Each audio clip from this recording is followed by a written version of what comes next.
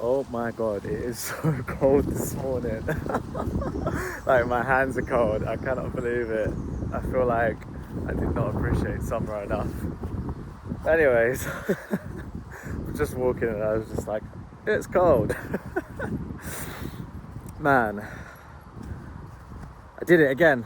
I woke up and I peed. Not in the bed. I made it to the toilet as I always do. But it's just interesting because I hadn't peed last week. It's something that I guess I've been doing on and off. Pals does it literally every night. But since she's been back, I've done it twice now.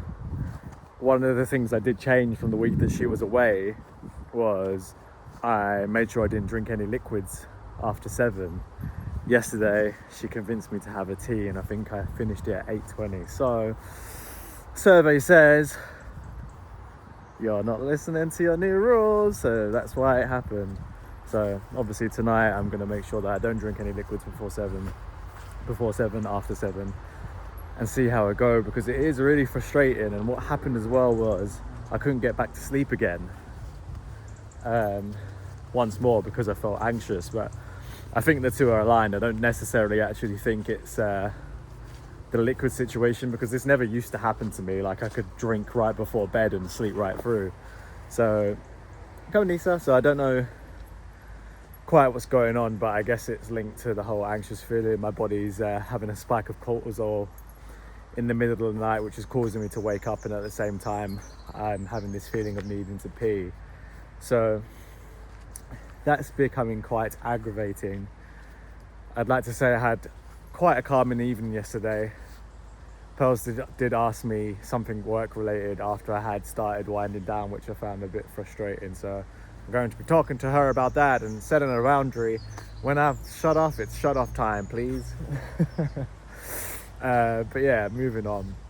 I think something I did this morning is I noticed how I felt, and I was just like, I had that frustration. I lay in bed for what felt like eons trying to fall back to sleep. Eventually I did, and then I woke up and it was like, I think it might be time to wake up now, which it was. So I got up, it was 6 o'clock, and I came downstairs and I started my rising ritual. At the minute, what my rising ritual looks like is I do, Nisa, come here. Nisa, come here. Is I do, before I get out of bed, I make sure I'm feeling gratitude over everything else. Then I get out of bed, I slowly move downstairs, and I have like an iPod shuffle, which Piles got me because I didn't want to look at screens first thing in the mornings, but I have like meditations that I've recorded.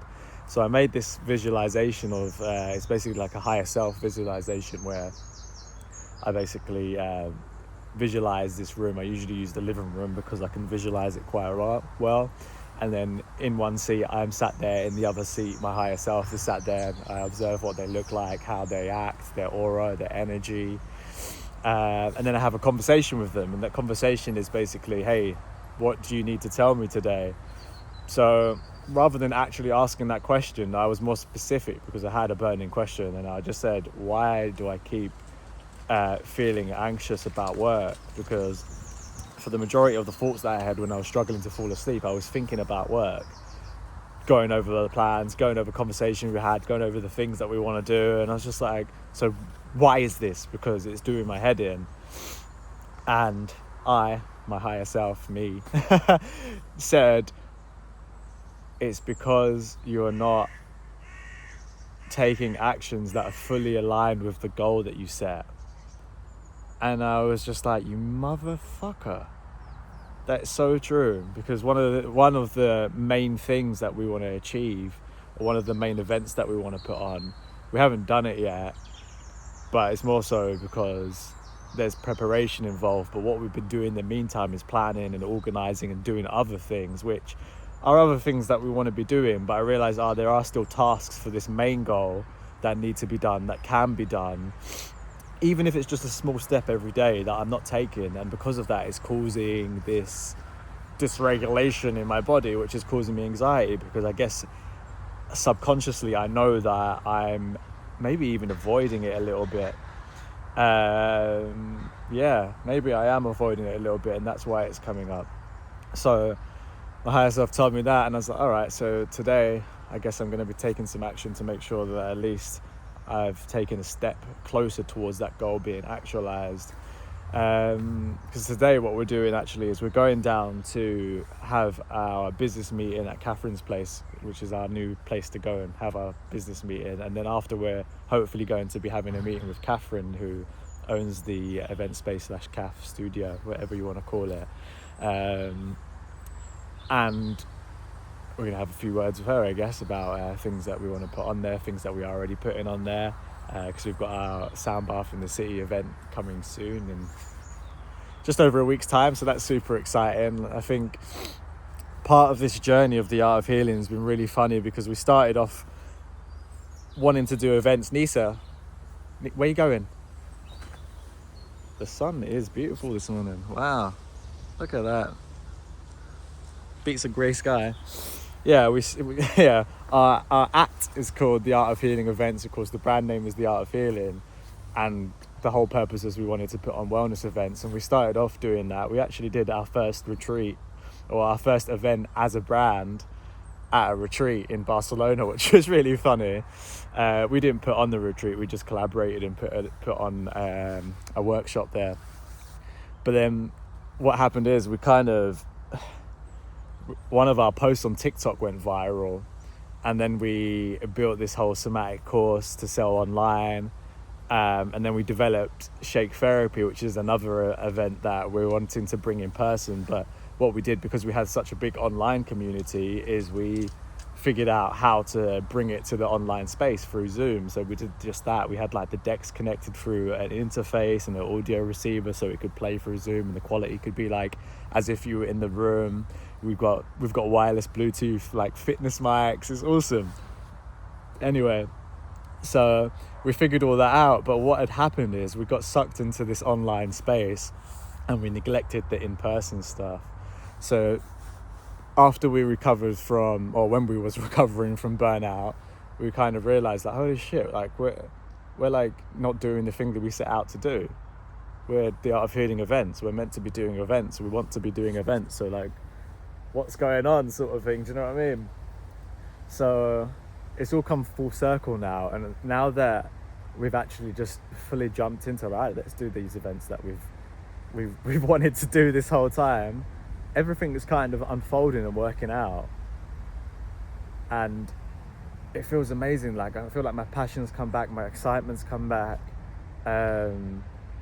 my motivations come back. I'm just like in this really good place where I feel really aligned with what we're doing. And even though I had this, I guess, frustration that I've woken up with, and there's this little itch of how you're still not quite aligned 100%, I know that gauge is filling to 100%, and there's just a couple small adjustments that I'm going to make, or I guess we're going to make. I'm going to speak to pals today in the meeting and discuss what I'm discussing now, and just rectify a few things, because I know exactly what we need to do, how to do it, and now it's just a matter of running with it.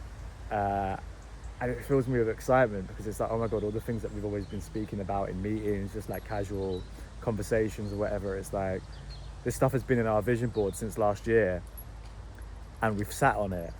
And for some reason this year, well, I say for some reason, we wanted to do a vision board this year. Hello, you want to come up? Come then. Come on. Come on. Oh. All right, can you go there? Because you're a bit muddy. Is that all right? Good girl. Yeah, we planned to do a vision board this year, and we never got around to it. And I realise now we didn't get around to it because we were just way too busy, making ourselves busy, hence why we burned out. But also, I guess, because we already had the goals. We already had the vision board from last year. There are some things on there, yeah, we did tick off, but then the vision got blurred. So now it's about bringing all that back, coming back to ourselves, coming back to what we set out to do, and achieving it. And it's just like, yes, we can do this. I know we can. The space that we want to fill hasn't been filled before, because everyone has overlooked what it is that we're trying to do. And it's just like, we were born for this. I know we were. From the very first time that we did an event together years ago, this was back when I had an event space in Manchester. From that very first time, I knew that we would be doing stuff together like that for the rest of our lives. We're both like we love being around people, and part of our own journey of, I guess, going inwards and healing our shit made us retreat a little bit, and we had a couple of bad experiences with friends and people we worked with. It really put us off humans, to be honest, especially with like the past that we've had. It kind of just was very triggering, and it was very kind of like, fuck all these people, I'm going into my cocoon, we're cool, let's just hang out and not do anything. But now that we've started coming out of that shell, we're realizing like, all right, you know, that was necessary, but that isn't us. So we're making friends, we're talking to people, we're going to events, we're going to classes, we're moving into in-person events ourselves for our business, and everything's just starting to move in the right direction. But I realize now that I guess I'm in this space of feeling my feels, that the reason that I feel so alive right now is because I'm aligned. And I think a lot of these kind of wellness buzzwords get lost in like the spiritual aspect, or they get said without any actual definition for what being aligned truly means.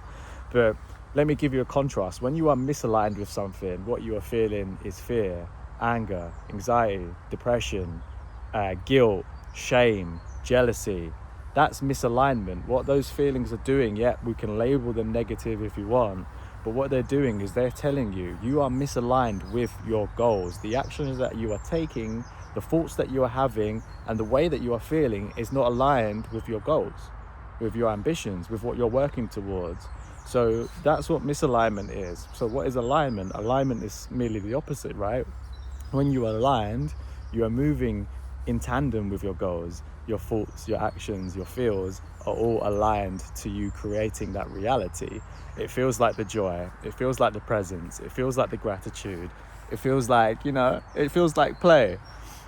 That's how you know that you are moving in alignment. You can sit down and meditate and center your mind and lie down in shavasana and listen to some relaxing music. That helps you to get into the space of alignment. It does not align you.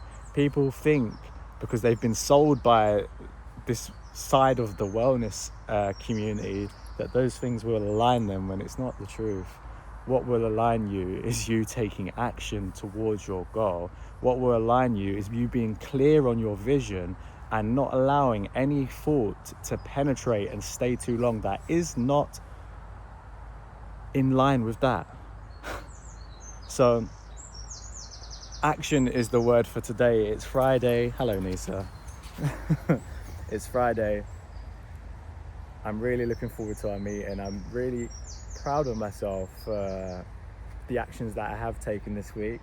And although I can dwell on the ones that I haven't, I have made some massive strides in the right direction. Even just doing these videos has been something that I've put off, I would say for months, but like for over a year. I started doing them last year, then something happened and I just let it slip. And then like every day I was writing it, do the thing, do your daily journal. And I just wasn't doing it. And it became like, it was like every time I put an X next to it, I didn't do that to do today. It was like I was building this mountain of difficulty to do the action. And then I guess I was just like the other day, fuck it, I need to just pull out the camera, start documenting your thoughts. It's gonna make you feel better. Do it, and what's the worst that can happen? And that's where I am now. I'm 5 days in, I'm like, oh my god, I sat down with pals last night over dinner. I was like, doing these videos is actually really helping me. And it is. And I wish I could tell more people that you just need to express more, even if it's just to yourself. No one has to hear it, but I think a lot of us think in our heads and it becomes a prison almost. They just go round and round and round in our minds. But actually the action of letting it out, whether it be by speaking, whether it be through moving, dancing, shaking, exercise, doing like art, these things just allow you to decompress, allow you to let some of that pressure out. And when you let that pressure out, you feel at ease. Like as soon as I stop recording on this, I'm gonna notice the difference in the tension in my shoulders from the beginning to the end. It's like two different worlds. So I'm really looking forward to today, and we're gonna go have some breakfast.